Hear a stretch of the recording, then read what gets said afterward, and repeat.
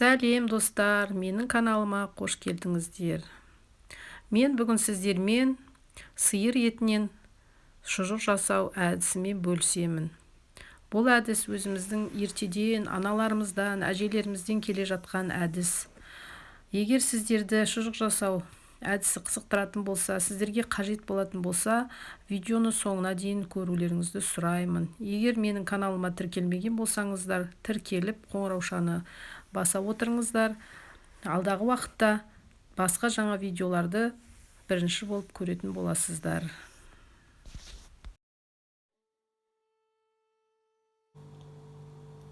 Бізге шұжық дайындау үшін ет керек, іш май, жуа, пияз, қара бұрыш, тұз керек болады, және малдың шегі керек. Ең алдымен осы етімізді, майымызды, пиязымызды турап дайындап аламыз. Менде мінекей осындай ұсақтап мынандай майдалап турадым. Ет мына жерде 3 килограмм 700 грамм болды. Май, мінекей іш майды да осылай турап алдым ұсақтап. Іш майды енді еттің сапасына қарай қосылады. Егер етіңіз өте семіз малдың еті болатын болса, іш майды көп қоспайсыз. Менде семіз малдың еті, сондықтан да 800 грамм іш май алдым. Енді өздеріңіз қалауларыңызша қосасыздар.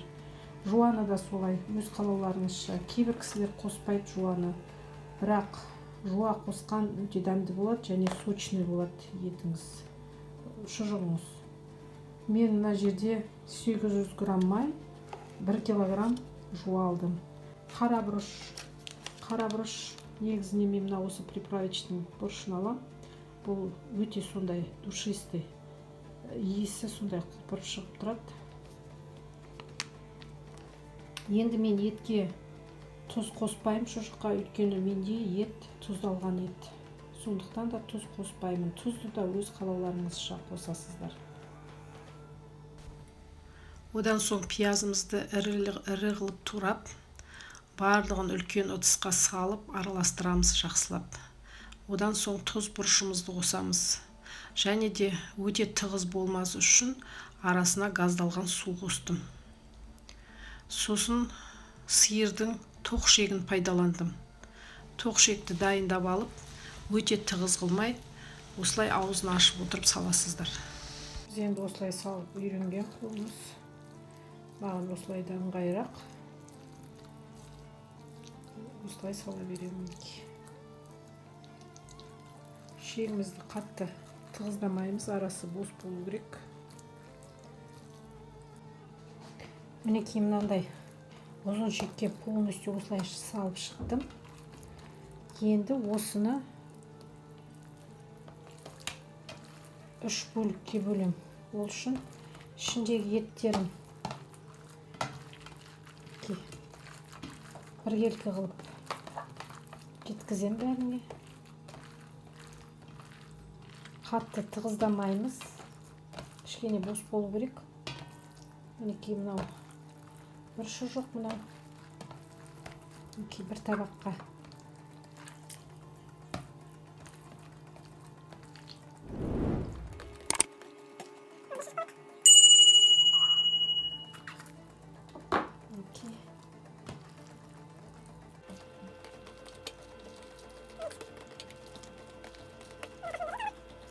Мынау бір шұжық. 3 шұжық болады. Енді сосын ауыздарын жіппен байлаймыз.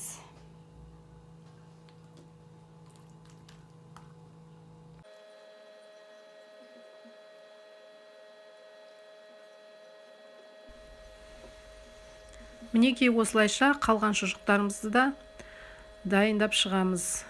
Дайын болған шұжықтарымызды мұздатқышта сақтаймыз. Керекті өнімдердің бөлшерін төменгі описанияда жазып қалдырып кетемін. Енді тағы да бір айта кететін жайт. Мен енді бұрынғы апаларымыздың, әжелеріміздің әдісі бойынша жасадым. Сондықтан да өздеріңіздің ыңғайларыңызға қарай кейбір қазіргі заманғы дәмдеуіштер қосып жасаймыз десеңіздер, өздеріңіз білесіздер. егер менің осы видеом сіздерге пайдасын келтіріп жатса, пікір жазып, лүпіл басып, қолдап кетсеңіздер мархабат. Көңіл бөліп, видеоның соңына дейін көргендеріңізге рахмет.